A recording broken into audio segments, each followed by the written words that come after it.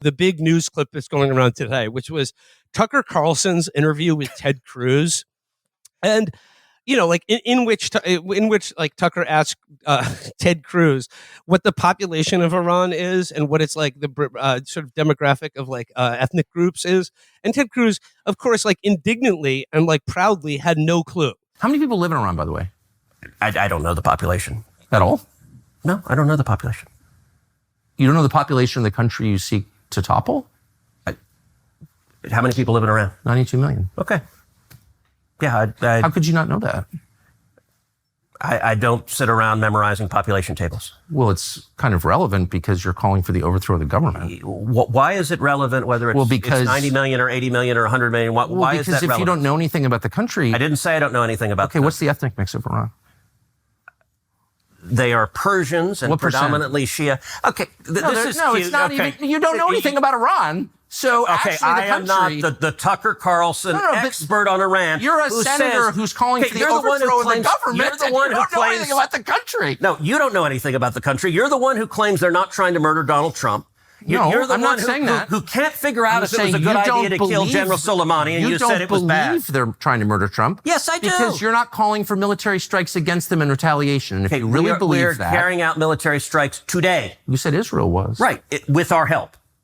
I said we. Israel is leading them, but we're supporting them. Well, you're breaking news here because the U.S. government last night denied, the National Security Council spokesman Alex Pfeiffer denied on behalf of Trump that we were acting on Israel's behalf in any offensive capacity. No, we're not bombing them. Israel's bombing them. You just said we were. We are supporting Israel. High stakes. You're a senator. If you're saying the United States government is at war with Iran right now, people are listening. Okay. He had not even the most basic idea, but like, I guess I bring this up because like, not in the sense that, like, you do, in fact, have to hand it to Tucker Carlson. I'll just say, like, what does it say if you're concerned about, like, Tucker Carlson coming across as reasonable here or saying something that needs to be said? What does it say that he's the fucking one saying it?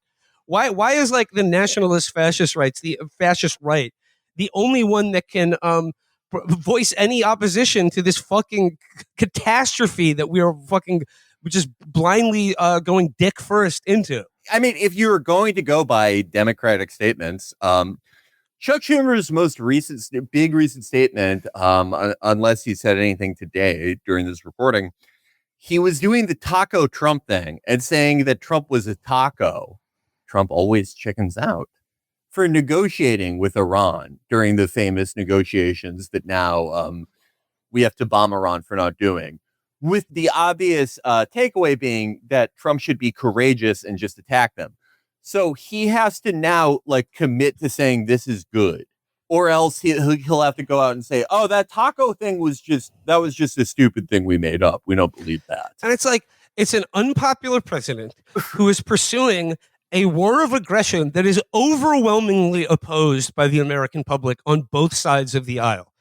And there is absolutely no opposition being, there are sparse examples of like members of Congress who are trying to get behind this war powers resolution, which is all right and proper given that the war-making powers of our country are embedded in the Congress, not the presidency.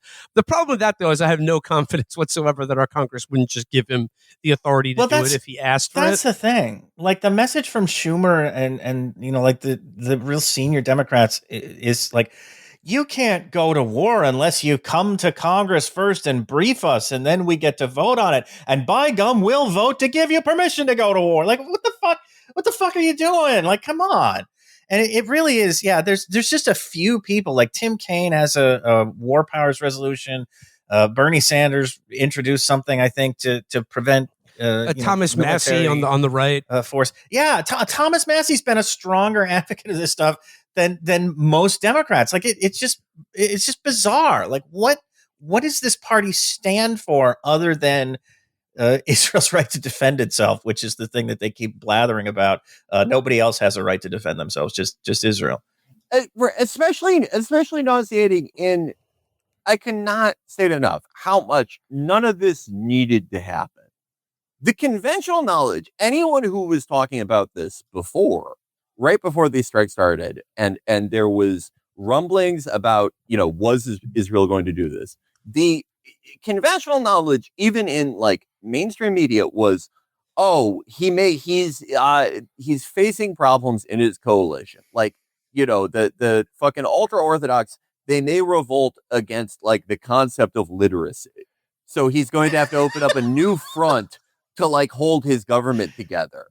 And lo and behold, he does it. The thing that they have been doing since 2023 and for fucking decades and decades before that. But that is, they initiate a first strike on Iran. The entire reason any of this is happening, the entire reason that we are seeing like, videos of people singing songs from Mamma Mia in Israeli bomb shelters. This was an Israeli policy, an Israeli decision. This unambiguously started due to Israeli actions, but that is totally absent from anything. It's just any defense of this is like, oh, so Israel can't defend itself from like the Islamic death cult. It's like when I hear people talk about this, like people saying like, okay, why are we getting involved? Why are we joining Israel? And Derek, you mentioned earlier this we they thing. To me, like the most incredible part of the Tucker Carlson Ted Cruz interview was not that Ted Cruz doesn't know how many people live in Iran, but it was the moment where like it was the we thing where he was just like, where Ted Cruz is like, we're bombing them right now, and then Tucker goes, wait, we? Like, are you saying right now that the United States is involved in like a military action against Iran? He's like, well, they're bombing them, but we're helping them, and then it's just like, wait a second, like that doesn't make any sense either. It's this we they thing where like we literally cannot distinguish anymore between Israel's actions or Israel's interests and that of the United States. Later in the interview, he wouldn't even say, I think it's wrong that Israel spies on the US president. Do they spy domestically in the United States? Oh, they probably do, and we do as well. And friends and allies spy on each other. And I assume all of our allies spy on us. And that's okay with you? You know what? One of the things about being a conservative is that you're not naive and utopian.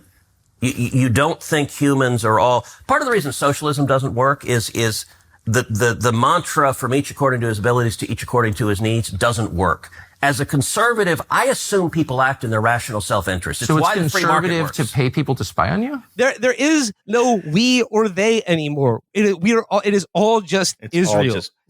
It's undifferentiated.